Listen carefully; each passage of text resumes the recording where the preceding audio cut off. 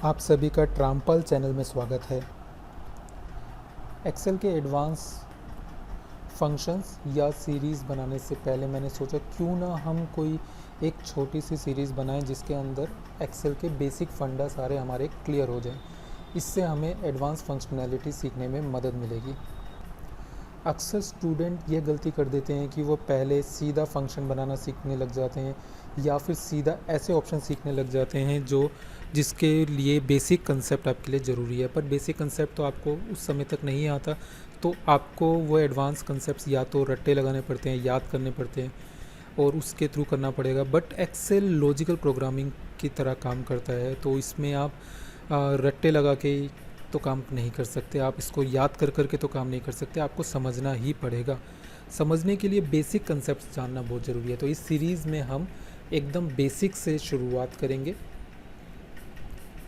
सबसे पहले इस सीरीज़ में हम देखेंगे कि स्टैटिक सेल्स क्या होते हैं और डायनेमिक सेल्स क्या होते हैं, साथ ही साथ स्टैटिक सेल और डायनेमिक सेल में क्या डिफरेंस है, एक्सेल में किस तरह का डेटा टाइप हम डालते हैं और एक्सेल उन डेटा टाइप्स को कैसे हैंडल करता है। इन डेटा टाइप को डायनेमिक सेल के अंदर हम कैसे यूज़ कर सकते हैं, यह भी हम यहाँ देखेंगे। इसके अलावा हम किसी सेल को कैसे रेफ़र करते हैं या हम कह सकते हैं कि सेल रेफरेंस किस तरह से देते हैं, यह भी हम इस सीरीज़ में देखेंगे। सबसे पहले हम समझते हैं कि स्टैटिक सेल क्या होते हैं। स्टैटिक सेल के अंदर हम सिंपल सिर्फ अपनी जो भी वैल्यू या जो कुछ भी लिखना चाहें बस वो लिख के और उसके बाद टैब या एंटर दबा दें। इससे जो हमने लिखा एक्सेल उसको एज़ इट इज़ वहाँ पे लिख देता है। हालांकि इसमें कुछ फॉर्मेट ज़रूर एक्सेल अपनी तरफ से कई बार कर देता है, या फिर हम भी चाहें तो थोड़ी बहुत फॉर्मेटिंग इसके अंदर हम कर सकते हैं। इसके अलावा दूसरी चीज़ होती है हमारे पास डायनेमिक सेल। डायनेमिक सेल में कोई भी वैल्यू डालने से पहले हमें इक्वल टू सिंबल लगाना पड़ता है। यह सिर्फ कुछ कैलकुलेशंस या फंक्शंस बनाते टाइम ही हम यूज़ करते हैं। तो अगर डायनेमिक सेल है इसका मतलब हम कैलकुलेशन करना चाहते हैं या कोई फंक्शन का यूज़ करना चाहते हैं। डायनेमिक सेल के अंदर टेक्स्ट या डेट को हम डायरेक्टली नहीं डाल सकते, इसके बारे में हम विस्तार से आगे देखेंगे। और एक चीज़ और है कि डायनेमिक सेल में जो कुछ भी हम लिखें वो उसका आंसर हमेशा एक सिंगल रहता है। हम जितने मर्जी कैलकुलेशंस कर लें, फाइनली जब हम एंटर या टैब दबाएंगे तो हमारे पास एक ही आंसर होना चाहिए। अगर आप मल्टीपल आंसर चाहते हैं तो वो आपको उसके लिए मल्टीपल सेल्स की ज़रूरत पड़ेगी। 2 आंसर के लिए 2 सेल की, 3 आंसर के लिए 3 सेल्स की ज़रूरत पड़ेगी। एक सेल में एक ही आंसर आ सकता है। ये बात इसलिए मैं जोर दे के बोल रहा हूँ क्योंकि अगर आपको यह कंसेप्ट नहीं पता है तो आपको आगे फॉर्मूले डालने में दिक्कत होगी। इस स्लाइड में एक और चीज़ हम जान लेते हैं, उसके बाद हम प्रैक्टिकल में चलेंगे। वो होता है डेटा टाइप। एक्सेल में बेसिकली ये 5 तरह के डेटा टाइप यूज़ होते हैं। पहला होता है स्ट्रिंग डेटा टाइप। ये सिंपल टेक्स्ट होता है। आप इसमें किसी का नाम, किसी कंपनी का नाम या ऐसी कोई भी वैल्यू लिख सकते हैं जिसकी आप कैलकुलेशन नहीं करना चाहते। दूसरा डेटा टाइप होता है न्यूमेरिकल या नंबर डेटा टाइप। इसमें आप इंटीजर या डेसिमल वैल्यू लिख सकते हैं। अगर आपको समझ नहीं आ रहा है कि इंटीजर या डेसिमल वैल्यू क्या है तो सिंपल 1 2 3 4 ये इंटीजर वैल्यू है, बट 1.5 हो जाएगा तो ये इंटीजर नहीं है, ये डेसिमल वैल्यू है। तो कह सकते हैं जिस भी वैल्यू के लास्ट में पॉइंट लगा के कुछ वैल्यू नहीं लिखी हुई, पॉइंट के बाद कोई नंबर नहीं है, तो वो इंटीजर वैल्यू कहलाती है। अगर 2.5 लिखा है तो और उसको मैं इंटीजर बनाना चाहूँ तो मैं उसमें सिर्फ 2 रह जाएगा, 0.5 गायब हो जाएगा। और डेसिमल कंप्लीट वैल्यू होती है 2.5। 0.5 जो पॉइंट के बाद जो नंबर लिखे होते हैं उन्हें डेसिमल वैल्यू कहा जाता है। तीसरा डेटा टाइप है लॉजिकल डेटा टाइप। इसमें सिर्फ 2 ही वैल्यू हो सकते हैं, या तो ट्रू या फॉल्स। एक्सेल में अक्सर हम फार्मूला के अंदर ट्रू फॉल्स की जगह 1 या 0 भी लिख देते हैं, क्योंकि ट्रू 1 के बराबर होता है और फॉल्स 0 के बराबर माना जाता है एक्सेल में। इसका भी हम यूज़ प्रैक्टिकल देखेंगे अभी। अगला डेटा टाइप है डेट।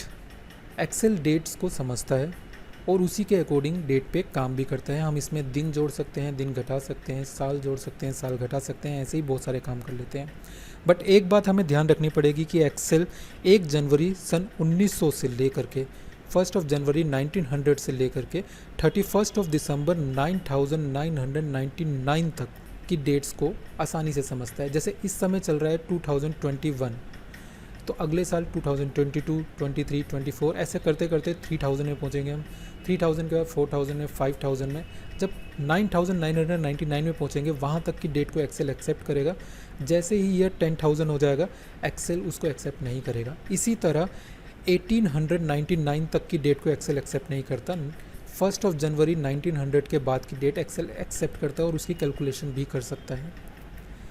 अगला डेटा टाइप है टाइम। ये 00 से शुरू होकर 24 तक जाता है।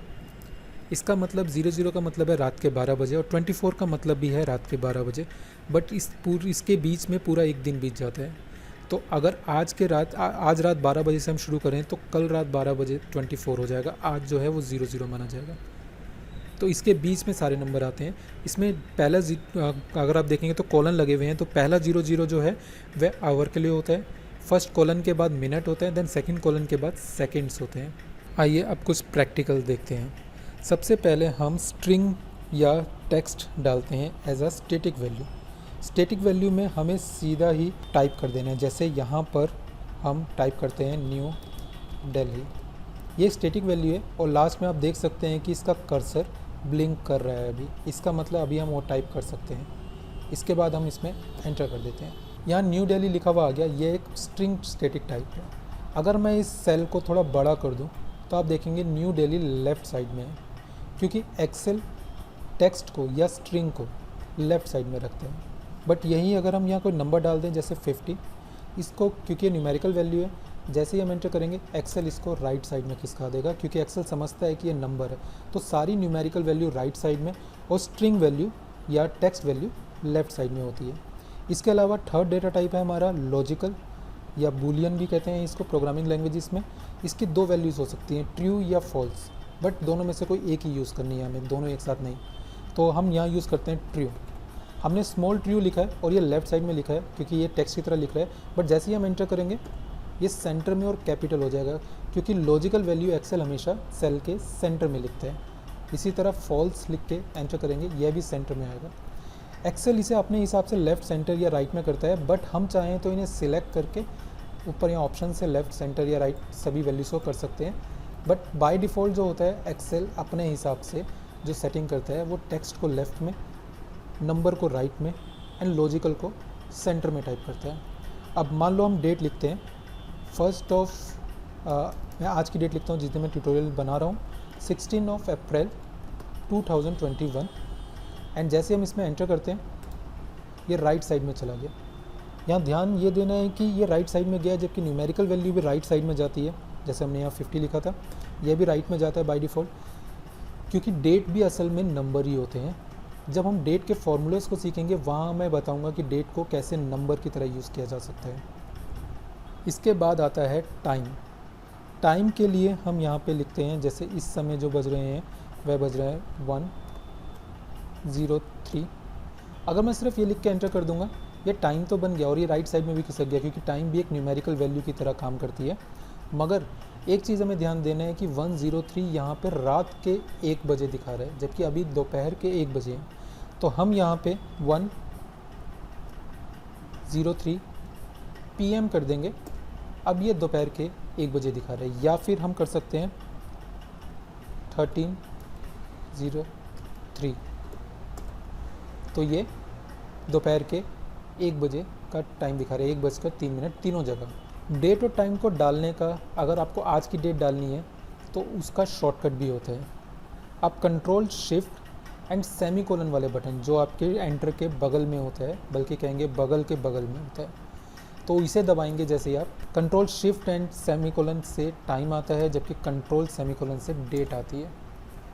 जो भी करंट डेट आपके कंप्यूटर में होगी, अगर आपके कंप्यूटर में डेट अलग है तो ये अलग आएगी। जैसे कि अगर इस समय मान लो 1:04 हो रहे हैं, बट आपके कंप्यूटर में किसी ने गलत डेट डाल रखी है और 1:10 डाले हुए हैं, तो यहाँ 1:10 ही दिखाएगा। तो कंप्यूटर की डेट ही एक्सेप्ट करता है ये, और ये स्टैटिक वैल्यू की तरह यहाँ डल जाता है। अगर आप इस पर क्लिक करो तो डबल क्लिक करो तो ये एक सिंपल वैल्यू है, जिसके कंप्लीट वैल्यू का फॉर्मेट देखें तो ये कुछ ऐसा है 1:04 PM। तो ये हमारा एकदम सिंपल डेटा टाइप्स को टाइप करने का तरीका हो गया। बट जब इन्हीं सेल्स को या इन्हीं डेटा टाइप को हम डायनेमिक सेल के अंदर करते हैं तो मैं डायनेमिक सेल में वैल्यू डाल के देखते हैं। जैसे न्यू दिल्ली लिखना है मुझे, तो इक्वल टू करके अगर मैं न्यू दिल्ली लिखूँगा तो ये काम नहीं करेगा। क्यों? क्योंकि मैंने वहाँ बताया था कि टेक्स्ट को हम डायनेमिक सेल में सीधा नहीं डाल सकते। न्यू दिल्ली आप ऐसे लिख के एंटर करेंगे तो यहाँ पे एक एरर आएगा। ये एरर एक्सेल के एरर वैल्यू, एक्सेल का अपना एरर है। एरर की शुरुआत हमेशा हैश सिंबल से होती है। इसके बाद एरर का नाम होता है जो यहाँ नेम एरर है, उसके बाद क्वेश्चन मार्क लगा होता है। तो ये एरर की पहचान है। कोई भी एरर ऐसा ही होता है। जैसे एग्जांपल के लिए यहाँ पे हम अगर एन एरर को देखें तो यहाँ हैश n/a है। हैश का मतलब है कि ये एरर है। इसके बारे में एन एरर के बारे में आगे देखेंगे। बट ये नेम एरर बता रहा है कि ये जो हमने न्यू दिल्ली लिखा है ये कोई नाम नहीं है, इसको एक्सेल नहीं पहचानता। इक्वल टू के बाद, क्योंकि इक्वल टू करते ही ये सेल डायनेमिक हो गया, तो अब यहाँ पे सिंपल टेक्स्ट तो टाइप नहीं हो सकता। अगर सिंपल टेक्स्ट आपको टाइप करना है इक्वल टू के बाद तो उसके आसपास इन्वर्टेड कोमास, तो मैं शुरू से टाइप करता हूँ, इक्वल टू इन्वर्टेड कोमा के अंदर न्यू दिल्ली, आपको ऐसे टाइप करना होगा। इसके बाद अगर आप एंटर करते हैं तो काम करेगा। अगर आप सिंगल कोट लगा दें तो ये काम नहीं करेगा, बल्कि एरर आएगा, किसी भी तरीके से काम नहीं कर रहा। तो आपको डबल कोट ही लगाना है। एक्सेल में सिर्फ डबल कोट ही लगता है, और इक्वल टू का मतलब डायनेमिक सेल है। यहाँ पे डबल कोट का मतलब इस तरह से भी समझिए, अगर हम यहाँ 2+2 लिखें तो ये 2+2 ही लिखा हुआ है, सिंपल, क्योंकि हमने स्टैटिक सेल में लिखा है। इसी तरह इक्वल टू में इन्वर्टेड कॉमा में 2+2 लिखें तो भी ये 2+2 ही आएगा। बट बिना इन्वर्टेड कॉमा के 2+2 लिखेंगे तो ये 4 भी कर देगा। ये कैलकुलेशन है जो नेक्स्ट क्लास में हम सीखेंगे। तो इक्वल टू के बाद अगर हम इन्वर्टेड कॉमा के अंदर कोई वैल्यू लिखते हैं तो उसे एज इट इज़ डाल दिया जाता है। बट अगर हम इक्वल टू के बाद न्यूमेरिकल वैल्यू लिख रहे हैं, जैसे यहाँ 50 लिखा हमने, तो इसके लिए इन्वर्टेड कॉमा की ज़रूरत नहीं है। न्यूमेरिकल वैल्यू एक्सेप्टेबल है। इसी तरह लॉजिकल वैल्यू भी एक्सेप्टेबल है, इसमें आपको इन्वर्टेड कॉमा डालने की ज़रूरत नहीं पड़ रही। बट अगर आप डेट डाल रहे हैं, जैसे 16 अप्रैल 2021, तो ये एक्सेप्टेबल नहीं है। तो इसको भी आपको, हालांकि मैंने बताया था डेट एक न्यूमेरिकल वैल्यू की तरह काम करता है, बट जब सिंपल फॉर्मेट में करते हैं तो ये टेक्स्ट की तरह काम करता है। इसका मतलब डेट को इक्वल टू के बाद आपको इस तरीके से डालना है, तो 16 अप्रैल 2021 डालिए इन्वर्टेड कॉमा में, तब ये काम करता है। या फिर इन्वर्टेड कॉमा में 16-4-2021 inverted comma finish, and then ये एक डेट की तरह एक्सेप्टेबल है। आप डेट की तरह ये चल रहा है कि नहीं, इसे देखने के लिए इसे बड़ा करते हैं। अगर ये राइट साइड में चला गया तो इसका मतलब ये डेट एक्सेप्टेबल है, बट ये नहीं गया तो ये स्ट्रिंग की तरह है यहाँ पे। बट स्ट्रिंग की तरह हमने इसमें इनपुट करवाया है, मगर ये असल में डेट है, और ये जो डेट होती है ये इसकी तरह कैलकुलेशन भी करेगा, ये जो कि हम डेट फार्मूलाज में सीखेंगे। टाइम को भी करने के लिए हमें ऐसे ही करना पड़ेगा, 103, तो 103, माफ़ कीजिएगा मैंने ब्रैकेट क्लोज कर दिया था जो यहाँ नहीं किया जाता। 101:03 का मतलब है 1:03 की डेट हमने यहाँ डाल दी। आप चाहो तो PM या AM जो भी डालना है वो भी डाल सकते हो। तो इस तरीके से हम डायनेमिक वैल्यू बनाते टाइम डेट, टाइम और टेक्स्ट को इन्वर्टेड कॉमा में लिखते हैं, जबकि नंबर और लॉजिकल वैल्यू को हम सिंपल टाइप कर सकते हैं इक्वल टू के बाद, क्योंकि लॉजिकल वैल्यू और नंबर्स ये दोनों कैलकुलेशन किए जा सकते हैं, जबकि टेक्स्ट की कैलकुलेशन पॉसिबल नहीं है।